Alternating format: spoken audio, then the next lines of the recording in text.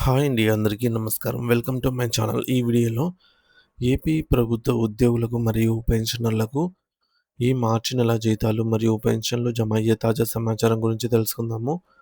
So, video అయితే ఎక్కడే గాని స్కిప్ చేయకుండా ఎండ్ వరకు చూసేయండి. అప్పుడే ఇన్ఫర్మేషన్ పూర్తిగా అర్థమవుతుంది. అలాగే వీడియో చూస్తున్న ప్రతి ఒక్కరు లైక్ చేయండి ఫ్రెండ్స్. ఈ వీడియోని తోటి ఉద్యోగ, పెన్షన్ మిత్రులతో అయితే షేర్ చేయండి. కొత్తగా మన ఛానల్ చూస్తున్నవారు ఇంకా ఎవరైనా సబ్స్క్రైబ్ చేసుకోకపోతే వెంటనే మన ఛానల్‌ని సబ్స్క్రైబ్ చేసుకోండి. సబ్స్క్రైబ్ చేసుకోవడం వల్ల నేను చేసే ప్రతి ఒక్క వీడియో మీ వరకు రీచ్ అవుతుంది. ఇక ఆలస్యం చేయకుండా వివరాల్లోకైతే వెళ్ళిపోదాము. ఫ్రెండ్స్, ఇక విషయానికొచ్చినట్టయితే డీడీఓలు ఈ నెల 22, 23, 24 మరియు 25 తేదీలలో ఉద్యోగుల జీతాలు, పెన్షన్ బిల్లులను సబ్మిట్ చేశారు. ఈ బిల్లులు ప్రస్తుతం ఎస్టీఓ గారి అప్రూవల్ అయితే పొందాయి. అందువల్ల ఉద్యోగుల మరియు పెన్షనర్ల బిల్లులు విజయవంతంగా అప్లోడ్ అయితే ప్రక్రియ పూర్తయింది. సీఎఫ్ఎంఎస్ హెర్బ్ పేరోల్ నందు సాలరీ బిల్స్ అయితే అప్లోడ్ చేసే కార్యక్రమం పూర్తయింది. ప్రెజెంట్ పే స్లిప్స్ అయితే అందుబాటులో ఉన్నాయి. సో, పే స్లిప్స్ డౌన్‌లోడ్ చేసే విధానం ఉద్యోగులకు మరియు పెన్షనర్స్‌కి ఇద్దరికీ కూడా పే స్లిప్స్ అయితే అందుబాటులో ఉన్నాయి. సో, నిధి యాప్ లేదా గూగుల్ క్రోమ్‌లోనే ఉద్యోగులైతే నిధి యాప్‌లో కూడా పే స్లిప్స్ డౌన్‌లోడ్ చేసుకోగలరు. పెన్షనర్స్ కేవలం సీఎఫ్ఎంఎస్ వెబ్‌సైట్ నుంచి మాత్రమే డౌన్‌లోడ్ చేసుకోవాలి. ముందుగా మనము సీఎఫ్ఎంఎస్ లాగిన్ పేజ్‌లో యూజర్ ఐడీ మరియు పాస్వర్డ్ ఎంటర్ చేసి లాగిన్ అయిన తర్వాత ఎంప్లాయీ డీటెయిల్స్‌లో పే స్లిప్స్ అనే ఆప్షన్ ఉంటుంది. అక్కడ క్లిక్ చేయండి. తర్వాత మార్చి 2026 పే స్లిప్ అనైతే సెలెక్ట్ చేసుకొని డౌన్‌లోడ్ చేసుకోవచ్చు. సో, డౌన్‌లోడ్ అయినటువంటి పే స్లిప్‌ను సీఎఫ్ఎంఎస్ ఐడీ, పేరు, మీ యొక్క పుట్టిన తేదీ, డేట్ ఆఫ్ బర్త్, అలాగే ఎర్నింగ్స్, డిడక్షన్స్ మొదలైన వివరాలను జాగ్రత్తగా పరిశీలించాలి. ముఖ్యంగా బేసిక్ పే, డీఏ, హెచ్ఆర్ఏ వివరాలను చెక్ చేసుకోవాలి. ప్రస్తుతానికి ఐఆర్ అయితే ఇవ్వలేదు. కానీ అది ఆహ్, మనకు ఐఆర్ ఇచ్చిన వెంటనే ఐఆర్ గూడా అక్కడైతే డీటెయిల్ కనిపిస్తుంది. ఇకపోతే పే స్లిప్స్ డౌన్‌లోడ్ చేసే విధానము ప్రాక్టికల్‌గా ఎలా అంటే ముందుగా గూగుల్ క్రోమ్ ఓపెన్ చేయండి. అందులో నిధి అని టైప్ చేయండి. nithi.apcfss.in అనే వెబ్‌సైట్ ఫస్ట్ అయితే వస్తుంది. అక్కడ క్లిక్ ఇస్తే ఈ విధంగా హోమ్ పేజ్ ఓపెన్ అవుతుంది. Finance department of government of Andhra Pradesh అని చెప్పేసి. ఇక్కడ మనకు 3 డాట్స్ దగ్గర లాగిన్ అని అయితే కనిపిస్తుంది. యూజర్ ఐడీ, పాస్వర్డ్ ఎంటర్ చేసి సైన్ ఇన్ అవ్వాలి. సో, ఇక్కడ మనకి ఎంప్లాయీ పర్సనల్ డీటెయిల్స్‌లో పే స్లిప్ అనే ఆప్షన్‌లో మార్చ్ 2026 అనేటటువంటి ఇయర్‌కి సంబంధించి రీసెంట్ పే డీటెయిల్స్‌లో ఉంటుంది. సో, వ్యూ పే స్లిప్ మీద క్లిక్ చేసినట్లయితే ఈ విధంగా ఓపెన్ అవుతుంది. ఉద్యోగులకు మరియు పెన్షనర్స్‌కి ఇద్దరికీ కూడా పే స్లిప్స్ అయితే అందుబాటులో ఉన్నాయి. ఇకపోతే మార్చి నెల పెన్షన్ వివరాలు. మార్చి నెల కొంచెం ప్రత్యేకమైనది. ఎందుకంటే మార్చి నెల తర్వాత మరొక ఆర్థిక సంవత్సరం అనేది మొదలవుతుంది కాబట్టి ఏప్రిల్ 1వ తేదీ నుంచి. అలాగే ఈసారి బిల్ నంబర్స్ కూడా జనరేట్ అయ్యేటప్పుడు 2026 అనే బిల్ నంబర్‌తో సిరీస్‌తో అయితే జనరేట్ చేయాలి ఖచ్చితంగా. లేదంటే ఆ బిల్లులనేది రిజెక్ట్ చేయబడతాయన్నమాట. 2025తో గనక ఓల్డ్ ఇయర్ డేటాతో బిల్ నంబర్ సీరీస్ కనుక వస్తే.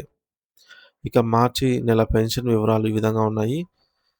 సో, సీఎఫ్ఎంఎస్ సైట్‌లో ఈ విధంగా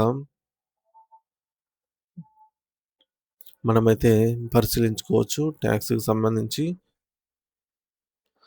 సో, మనకు మార్చి నెల పెన్షన్ లెక్కింపు విధానం ఎలా అంటే, మార్చి నెల పెన్షన్ మొత్తాన్ని 12 నెలలకు పెంచి మొత్తం ఆర్థిక సంవత్సరానికి సంబంధించి ఐటీ లెక్కను అంచనా అయితే వేయటం జరిగింది. సో, మరి పన్ను స్లాబ్ ఓల్డ్ రిజిమా లేదంటే న్యూ రిజిమా ప్రకారంగా మనకైతే ఐటీ రిటర్న్స్ ఫైల్ చేసుకోవాల్సి ఉంటుంది. ఈ విధంగా మనకు రీసెంట్‌గా beneficiary account beneficiary accounts account statement వచ్చేసి మనకి రీసెంట్‌గా ఎనేబుల్ అయింది.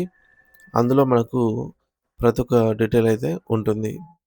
అలాగే వెయిటెడ్ ఇయర్లీ ట్రాన్సాక్షన్ డీటెయిల్స్ కూడా మనకైతే అందుబాటులో ఉన్నాయి.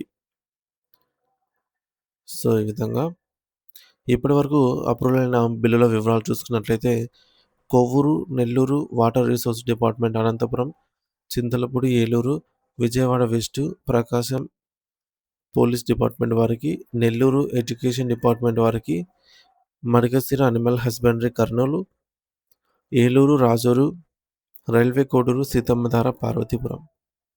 అలాగే ఎస్టీఓ గారి పరిధిలో తిరుపతి, మార్కాపురం, ఒంగోలు, గుంటూరు, మదనపల్లి, రాజమహేంద్రవరం, సత్తెనపల్లి, నెల్లూరు, మచిలీపట్నం, కైకలూరు, కర్నూలు, అద్దంకి, కడప, తెనాలి, బొబ్బిలి తదితర ఎస్టీఓ పరిధిలో బిల్లులైతే అప్రూవల్ అయ్యాయి.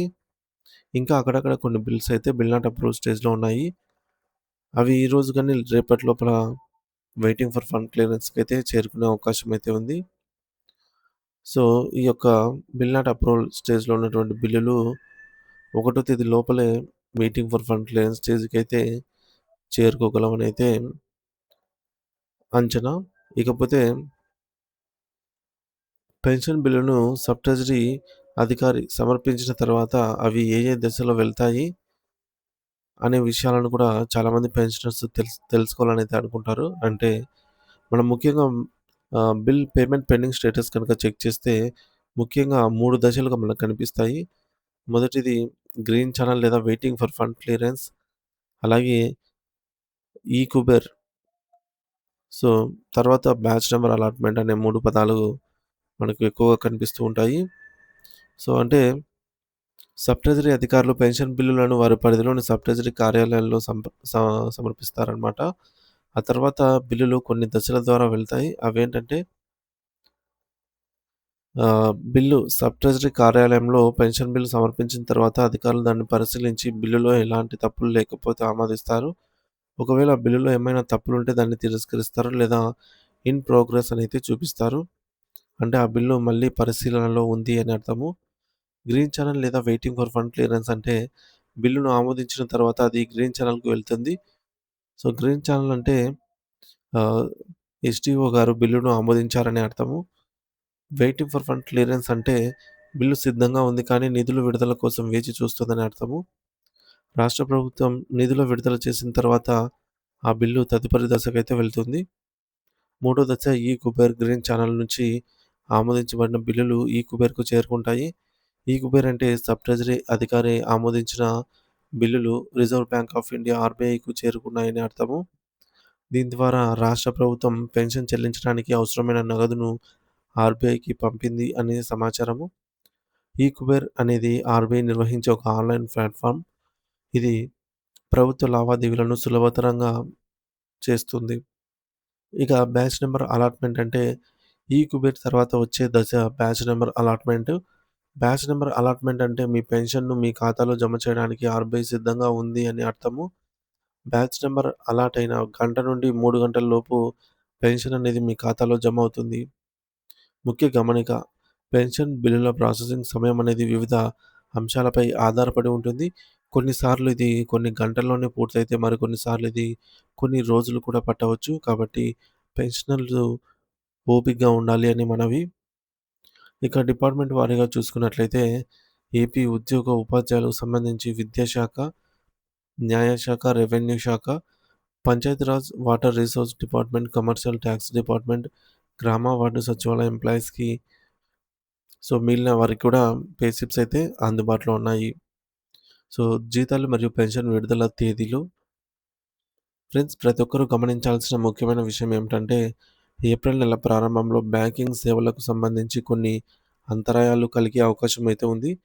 అవేంటంటే ముఖ్యంగా ఏప్రిల్ 1 మరియు ఏప్రిల్ 2వ తేదీలను నాన్ బ్యాంకింగ్ హాలిడేస్ పరిగణిస్తారనమాట. అంటే ఈ 2 రోజులు బ్యాంకులు తాళాలు వేసి ఉంటాయి. సిబ్బంది కూడా లోపల నుంచి పనిచేస్తుంటారు. కానీ సాధారణ ప్రజల కోసం ఎటువంటి నగదు లావాదేవీ లేదా ఇతర బ్యాంకింగ్ సేవలు కౌంటర్‌లో అందుబాటులో ఉండవు.